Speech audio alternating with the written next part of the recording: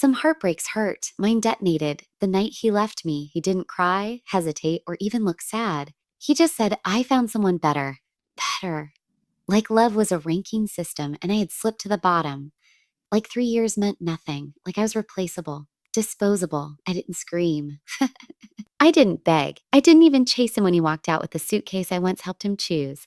I just watched the door close and felt something inside me click. Not anger, not grief. Something colder, sharper. A promise. He wanted someone a better. Fine. I'd show him better.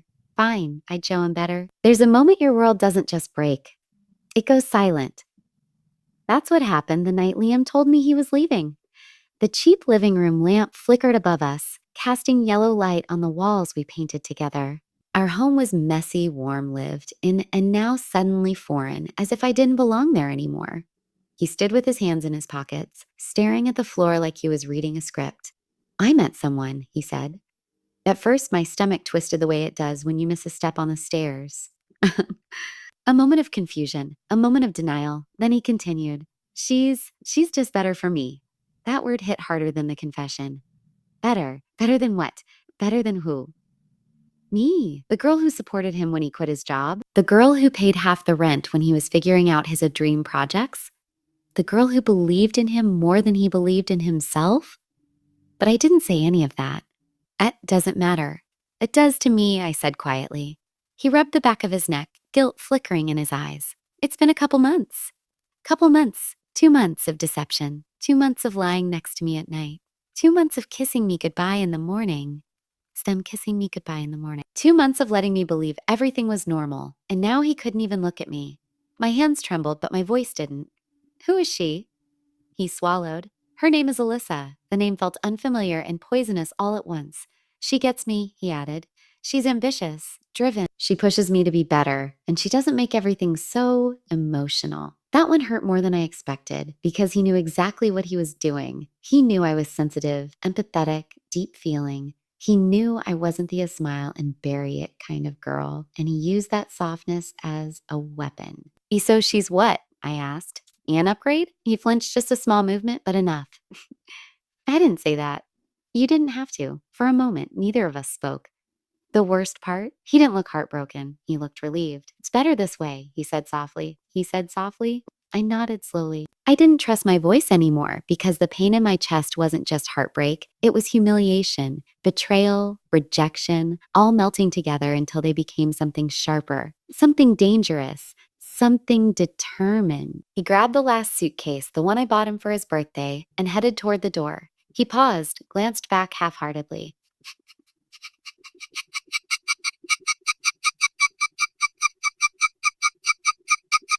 Another knife, another twist at the door. I stared around the apartment, the couch where we spent movie nights, the plant he always forgot to water, the framed photo of us laughing in the rain. A life built together, gone in an evening. My knees hit the floor before I realized I was falling. Tears blurred everything and I buried my face in my hands, letting the grief rip through me. But underneath it, beneath the heartbreak, the shaking, the breathless ache, another feeling was quietly growing. Not rage, not bitterness. Clarity. He didn't just leave. He disrespected me.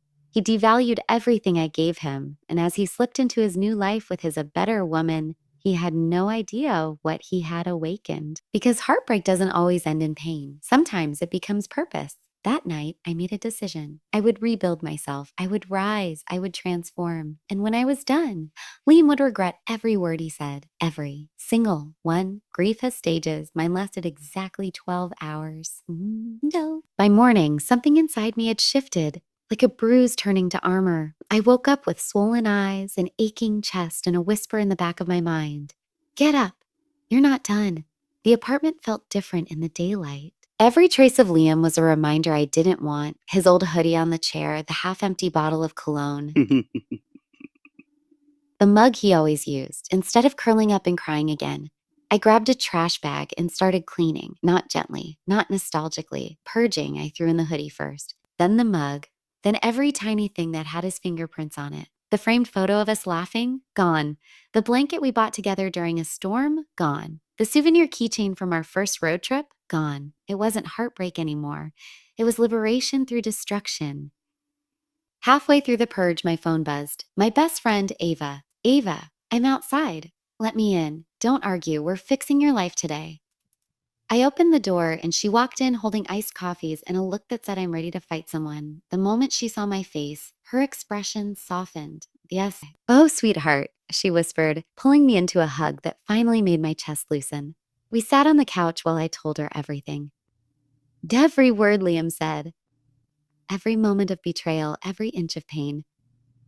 I didn't cry this time. My voice was steady, almost cold. When I finished, Ava leaned back and crossed her arms. He said she was better, she repeated. Yes. A better how? Better at being a snake? Better at stealing boyfriends? Better at dating men who can't commit? She scoffed. Don't worry. We're going to recalibrate your entire life. I blinked. Recalibrate? She smirked like a villain. A step one, glow up. I hadn't left the apartment since the night before. My hair was a mess. My eyes were puffy, but something about the determination in Owa's gaze lit a spark in me. Let's do it. The transformation begins. Eva practically dragged me to the salon, where 3 stylists surrounded me like a NASCAR pit crew. What are we thinking? The lead stylist asked. I stared at my reflection, the tired version of myself, the girl who spent years adjusting her softness to keep a man comfortable. Sta new hair, I said. E knew everything. Yes, by the time they finished, I barely recognized myself. My hair looked fuller, healthier, and styled like I belonged in a movie trailer. At the mall, we picked out new clothes, nothing flashy or desperate, just strong, confident, the kind of outfits a woman wears when she's done begging for bare minimum love. Each piece felt like reclaiming a piece of myself. Every time I hesitated, Ava reminded me, he left because he thought you weren't enough. So we're showing him you're more than he could ever handle. A moment of weakness that night, I expected to collapse from exhaustion. But instead, I found myself scrolling through Liam's social media. Big mistake. He had already posted a picture with her. Alyssa. Nissa better. She was beautiful, polished. The type of woman who probably color-coded her planner and woke up at 5 a.m. for Pilates. They looked perfect together. A punch to the stomach. For a split second, my confidence cracked, my throat tightened, and the familiar ache crawled back into my chest. Maybe he really did upgrade. Maybe I really wasn't enough. As my eyes blurred, a notification popped up. Ava again. Eva, stop comparing yourself. Focus on the plan, the plan. Plan? We're not done. I inhaled deeply. She was right. This wasn't about him choosing her. It was about me choosing me. Clear communication. Trust. And suddenly the thread in my hand became a rope. The phone call 2 days later, I received an email about setting up intercompany meetings. 3 names were copied on the thread. My supervisor, our legal rep, Alyssa. This was perfect. Too perfect. I crafted a careful professional message. Hi, Alyssa, looking forward to working together. Let me know when you're free to discuss initial documents. She replied instantly, enthusiastically, with times, attachments, and next steps. It was innocence, corporate innocence. She had no idea that by stepping into this role, she wasn't protecting Liam. She was exposing him, because I knew exactly what he had been trying to hide. Liam had been using Alyssa's corporate connections for months, trying to get ahead, trying to network through her, trying to appear ambitious through association. And companies do not like employees who piggyback off partners. All I had to do was highlight concerns, not accusations, not lies. Just concerns, a gentle nudge, a subtle implication. Something like, I just want to make sure no conflict of interest affects this deal and let the corporate machine do the rest. The first crack on Friday afternoon, I received a message that made my heart stop. Not from fear, but from satisfaction. Alyssa, hey Claire, could you call me? Something odd happened at work today. I called her, keeping my voice steady. She sounded shaken. My manager questioned me about Liam, she said, about whether he's been influencing our work decisions. They said there were concerns about boundaries. Oh no, I said softly. That must have been uncomfortable. It was, she whispered. Liam promised he was careful. I don't know what to think. There it was. The first tremor, the first fracture in their perfect little story, and I hadn't even begun. This was only the opening move. There's a moment in every revenge story where the victim stops feeling like the wounded one and starts feeling like the storm. For me, that moment came the following week. Alyssa had already called me twice, both times sounding stressed, uncertain, shaken. She wasn't falling apart, but she was cracking. And cracks, when widened carefully, can split an entire structure. And Liam? He had no idea any of it was happening. He continued posting pictures with her. Fancy dinners, sunset walks, a weekend getaway. All smiling, all perfect, all fake. Because even though their photos were flawless, I knew something he didn't. Alyssa was starting to doubt him. And doubt is the beginning of collapse. The work meeting that changed everything Thursday morning, both companies gathered on a joint video call to discuss the partnership. There were over 10 people in the meeting, including supervisors and legal staff from both sides. And among all the small faces in their little Zoom boxes, two stood out, mine and Alyssa's. When the meeting began, everything went smoothly until someone from her team said, "We should discuss potential conflict of interest concerns before moving forward." The entire room shifted. Eyebrows raised, screens froze for a moment. Alyssa looked blindsided. She quickly unmuted. "I assure everyone my relationship has no influence on this deal." Her voice trembled, barely noticeable, but I saw it. Someone from my company spoke next, choosing their words carefully. "We just want to make sure that no outside party has access to sensitive information." The message was clear without naming names. Liam. Alyssa's cheeks flushed pink. She nodded firmly, but her eyes darted downward, like she was second-guessing everything she thought she knew. The meeting continued, but the unease lingered in the air like the scent of burnt wires. After it ended, she messaged me privately. "Alyssa, do you think Liam said anything to trigger this? Be honest." I stared at the screen for a long moment, then typed me. "I'm sure you're handling everything professionally, but sometimes people can accidentally overstep when they're trying to look helpful.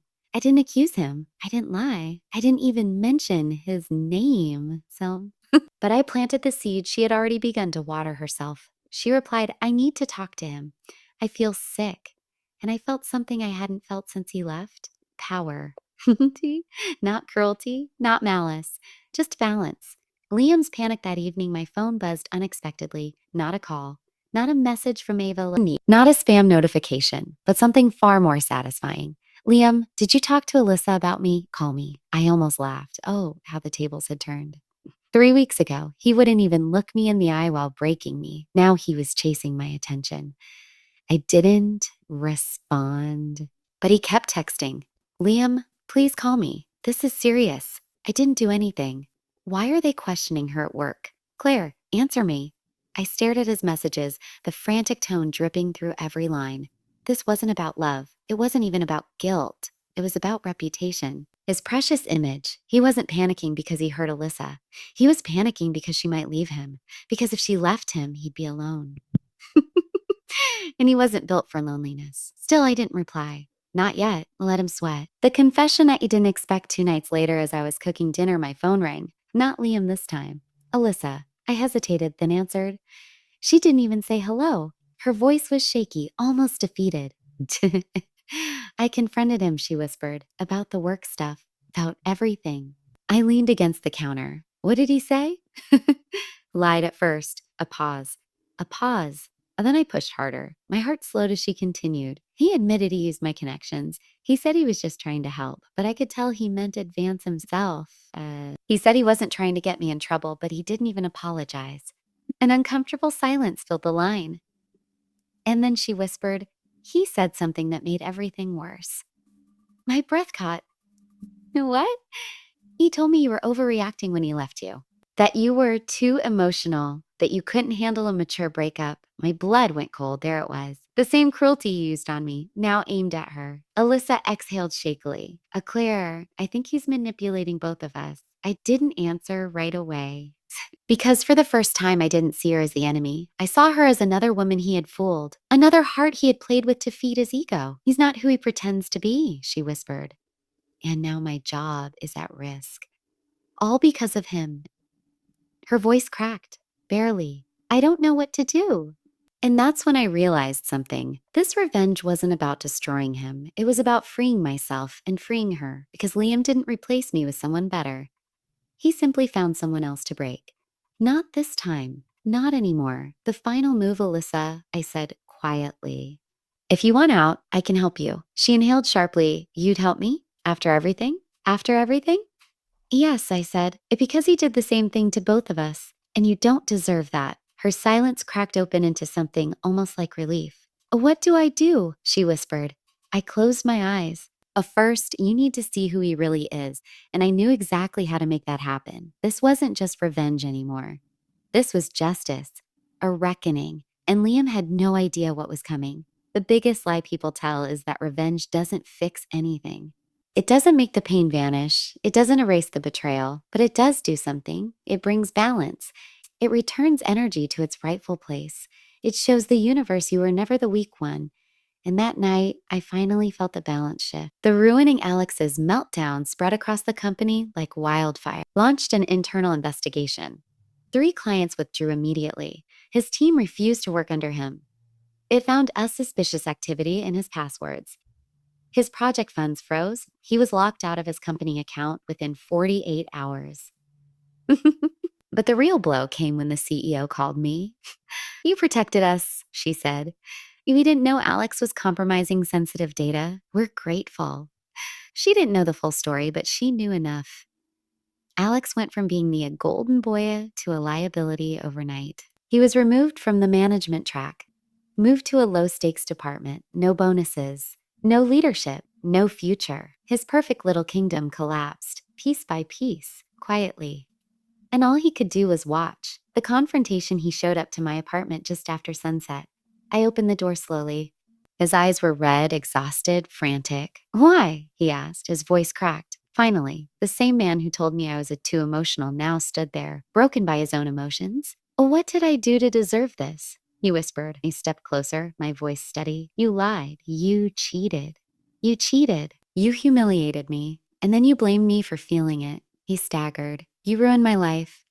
No, I corrected softly. You ruined your own life. I just stopped carrying it for you. He bit his lip, desperate.